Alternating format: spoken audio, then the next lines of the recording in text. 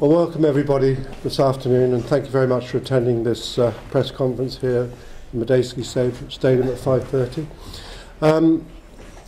Obviously, the great news is for Reading Football Club is that we've been able to secure the services of Brian McDermott until 2015, the summer of 2015. This is fantastic news for Reading Football Club, and it's one of the things that Thames Sports Investment were really keen on achieving. Anton and indeed Christopher Samuelson sitting here there, who's representing Thames Sports Investment. This is one of the crucial things we wanted for Reading Football Club, was that our manager would stay with us for the next few years, and we've been able to achieve that this afternoon. So I'm absolutely delighted about that, and I'm sure that you've got many questions you want to ask. You know Brian's record. He's had a phenomenal record with Reading Football Club. You've seen the press release, which explains a lot of the achievements that Brian has achieved, and I can't tell you how delighted I am, and I know that Anton's delighted, and so is Chris and Nigel, that we've secured the manager's services for the next 3 years until the summer of 2015. So, would you like to ask some questions, ladies and gentlemen? Brian, Amy from Sky Sports News. Great news for you? Sorry, I didn't come back to you today. I haven't come back to anybody in the last 2 days, actually. So forgive me. Yeah, great news. I'm really pleased, and this has been going on now. We discussed this probably 3 or 4 weeks ago. So I'm obviously really pleased that it's done. You know, now the most important thing is we can get on and do what we do and get on with the football. There's been lots said in the past few days about Wolves. Why not Wolves? Why Reading? Most important thing really for me is to talk about Reading, and you know, I think what I needed to really clarify was my position with Anton, our owner. I went out with Anton on Sunday and we had a really good discussion, and on Monday we had another discussion, just the two of us, and you know, he said something which will remain between me and him and I. That was really important, and I think once he'd said that, there was only one place for me. And you know, everybody knows what this place means to me as well. You know, the fans, the staff, and the players. How far did the talks get with Wolves? I didn't speak to Wolves. There was a conversation. I think Nigel would be able to tell you better than me. I think there was a conversation between the two clubs, but I didn't speak to Wolves. We weren't ever officially approached by Wolves, if that's any help. The past few years, you've sold £17 million of players here at Reading, also £2 million worth since you've been manager. Are you confident now that you'll get more money to buy players? Because of course that's what the fans really care about. The only thing that what was the concern to me over a period of time was that, you know, every summer we were losing players. And in this regime, that won't be the case. You know, when we can build on what we're trying to achieve. So, you know, I'm in a position now where, you know, I've spoken to the owner about this, that we can add to our squad when we need it. But it's not always about adding just players. You know, we've got an environment here that makes us very special, and we work really hard on that. So, long may that continue. Any indication from us how much money you will get for your players? I never talk about that. Never talk about money. That's, you know, something, you know, if we see a player that we like, we'll discuss it with the owner and then we'll go from there. But like I said, it's not all about just throwing players at teams. It's about environment and spirit and everything that the players that we've got now and everything they're about. John, what has Brian given you as a manager? Given me? Yeah. Well, he's given total support. I've had a fantastic working relationship with Brian for the last 17 years, and it continues. And what I'm delighted about with the new owners that are coming in, and they're not quite new owners just yet, but they hopefully will be by the end of next month. And you know, what they bring is something that I've always wanted for the club, an opportunity of going forward, something that I couldn't provide. And not many people in this day and age can provide, but what the new owners bring along is stability and a future for the club, because, I mean, we've been pulling rabbits out the hat for years now, and, you know, Brian, bless him, and the whole team, not just Brian on his own, but the whole team have been absolutely remarkable in that effect. And now we've got the opportunity of going forwards and upwards. And what is so crucial is that Anton and Chris and the whole of Thames Sports investment want to keep the same ethos at the club. So if anybody out there thinks we're going to be throwing the money around like drunken sailors, we're not. It's going to be run in exactly the same way. The difference being is the fact that we'll be far more able to improve our academy, to improve the facilities and improve the playing squad. We won't have to sell to exist. We'll be able to carry on and move forward in the right way, but we keep the absolute same essence of pursuit of excellence, and indeed all the things that you would expect of our club that's made it so important thus far. So I'm delighted about this, and I think it's a great day for Reading Football Club, another landmark day for Reading Football Club. Nigel, Brian said that you're probably the person to speak to with regards to the rules. Can you add anything else in terms of what they were offering? Well, we've always had a really good relationship with Wolves. I've known Jez Moxey, the chief executive, for a long time. Jez and I had a simple conversation where I said, look, Jez, I'm sorry, the manager's under contract negotiations at the moment. I'll come back to you if that changes. So it didn't take long, and he was very cordial about it, and that was where it was left. Thank you. Chris, just a quick one for you. How important was it for the Russian family to keep Brian here? From Anton's point of view, it was crucial to keep him. We regard him as an excellent manager, and we want him to stay here for many years. It was a 3.5-year contract we just got him to agree to. You've all heard that, by the way.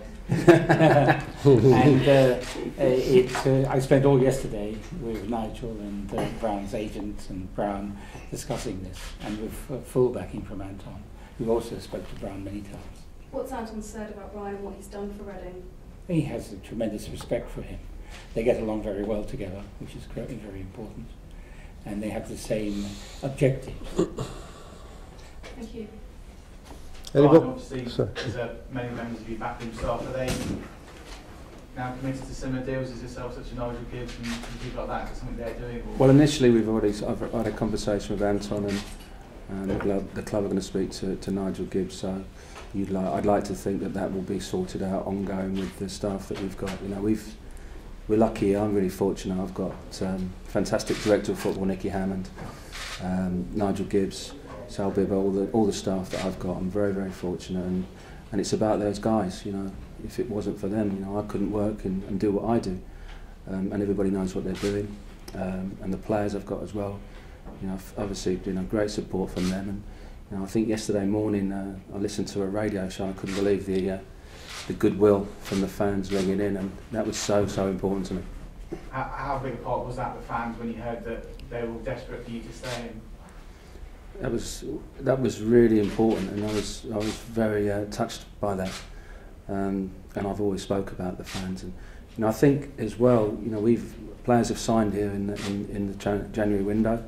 You know, Anton has got these players for us, Jason Roberts and Thomas Shifker and Matthew Connolly, and you know, I committed to them. They've committed to me. Jimmy Kebe committed to me.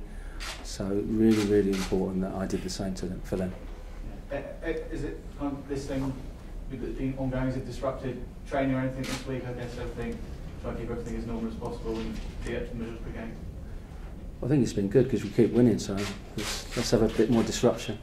You know, we won 3 games in the last 6 days, you know, and we kept 3 clean sheets. So what was really important was to get this done quickly, and we can just move on now and forget about this and concern ourselves with the game on Saturday against Middlesbrough. What early round did it work? Did the club approach you? Did you approach the club? How did it work? I had a conversation with Anton. This was talked about 3 weeks ago, and Chris was in the room, the chairman was in the room, Nigel, and Nick, everyone was in the room, and discussed the contract 3 or 4 weeks ago on a Friday evening. And I spoke to Anton again Sunday. He said about the contract, and we had discussions, and it was, and basically it's been done. Easy to get done? Contracts are never easy. I would say easy would not be the word that I would use, but it is what it is. And you know, I've got a great guy who looks after me, and he did a great job, and I hope that the club are happy with the deal. We're happy with the deal, and I think the deal was very fair. Did you think it was easy, Chris? And it was my first experience of a football manager's contract. Nothing is easy in contracts, but it's a very fair contract for all sides, and that's most important. Works for everybody. I mean, Reading have been in a position before when they've lost managers when they've been doing well, so it must be a major key. You talked about being able to hang on to your best players, but also being able to hang on to your manager as well. You know, that's an interesting point you make there, but I don't think Brian was going anywhere anyway, because Brian's devoted to this club, always has been, always will be, and he just wants the best for the club. We're now in a position whereby we can perhaps reward the manager a bit more than we perhaps could in the past, and of course this is the dream ticket, because not only are we able to keep the our squad players that are meaningful to us, we're able to improve upon that, and this is a dream ticket for Reading.